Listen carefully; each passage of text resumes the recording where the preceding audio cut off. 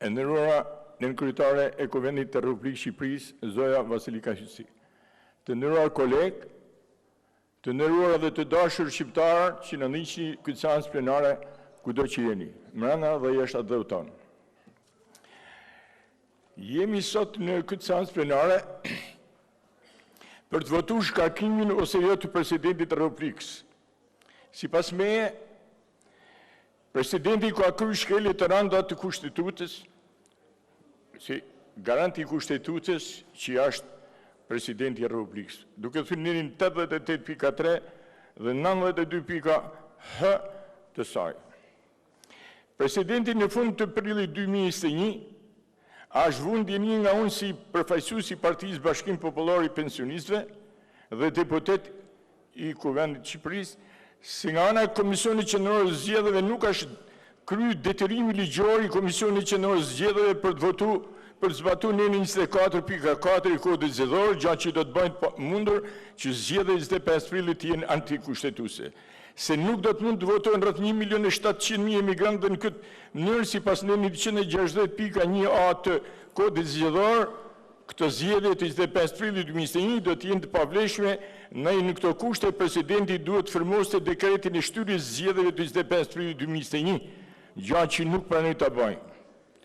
Presidenti nuk ka pranuar të firmosë dekretin e shtyrjes zgjedhjeve të 25 prillit 2021, duke mos qenë kështu garanti i Kushtetutës, duke i mohuar të drejtën e votimit e emigrantëve rreth 1.700.000 votuesve të Republikës Shqipërisë.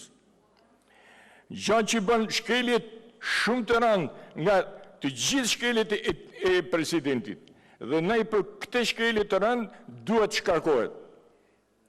Presidenti me paramendim dhe me dashje e ka leju të gabojë Komisionin Qendror të Zgjedhjeve në zbatim të Kodit Zgjedhor për zgjedhjet e 25 prillit 2021, gjatë që bën shpërdorim detyre të presidentit dhe të Ilirian Qelibashit. Këtë veprim presidenti e ka bërë me qëllime të mrapshta, që të ketë drejt të mos certifikohet zgjedhjet e 25 prillit 2021, se janë bën kundërshtim me Kodin Zgjedhor e janë pavlefshme, se jashtë mohu 1.700.000 emigrantëve e drejta e tyre kushtetuese për të votuar siç thot Kodi Zgjedhor që i kena votuar në këtë parlament. Nëse Komisioni Qendror i Zgjedhjeve do të certifikojë zgjedhjet 25 prillit 2021, atëherë Komisioni Qendror i Zgjedhjeve do i lehtësoj pozitën e presidentit në këtë shkelje të rëndë, sa të bëjë që gjykata kushtetuese të mos e shkarkojë presidentin. Duhet të presim deri në certifikimin e zgjedhjeve 25 prillit 2021 nga Komisioni Qendror i Zgjedhjeve që të marrim vesh se çfarë do të ndodhë me presidentin, por sot presidenti është në pozicionin e shkeljes së rëndë të Kushtetutës përderisa sot do të bëhet votimi për shkarkimin e tij. Presidenti ka mohuar të drejtën për të votuar emigrantët në bashkëpunim me Komisionin Qendror të Zgjedhjeve dhe të dy duhet përgjigjen penalisht. Të dy duhet ta dimë të gjithë ne se kanë bërë zgjedhjet 25 prillit 2021 të pavlefshme si mos Kodi Zgjedhor që ka votuar ky parlament.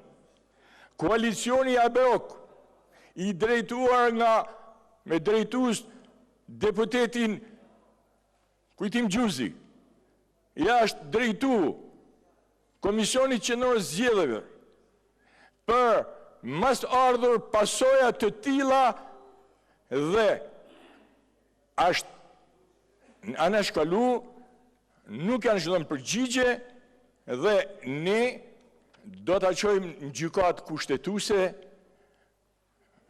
koalicioni ABOK me drejtuesin tonë zotin Kujtim Gjuzi, do ta çojmë në gjykatë kushtetuese, do t'i dalim zot nipa dhe mesave tona pensionistë, të cilët jashtë mohuar drejta me votu, sepse emigrantëve nuk mund t'i blehet vota.